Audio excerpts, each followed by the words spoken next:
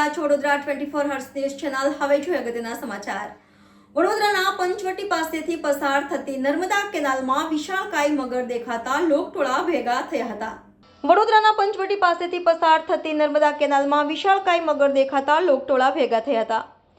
કેનાલમાં મગર દેખાતા લોકટોળાએ વડોદરાના વન વિભાગને જાણ કરતા વડોદરા વન વિભાગની રેસ્ક્યુ ટીમ દ્વારા કલાકોની જહેમત બાદ વિશાળ મગરને રેસ્ક્યુ કરીને કેનાલમાંથી બહાર કાઢી વડોદરા વન વિભાગ ખાતે લઈ જવામાં આવ્યા હતા। પંચવટી કેનાલ પાસેથી અમને માહિતી મળેલી કે અહીંયા મગર આવ્યો છે, તો અમે લગભગ 11 વાગ્યાથી અહીંયા હતા ને હમણાં રિસીવ કરેલો છે એને આપણે જમા કરી દઈશું। 2 ફૂટ હશે, 5 ફૂટનો મગર, 5 ફૂટનો મગર, 5 ફૂટનો મગર છે, એને અમે રિસીવ કરી અને વન વિભાગને સોંપી દઈશું।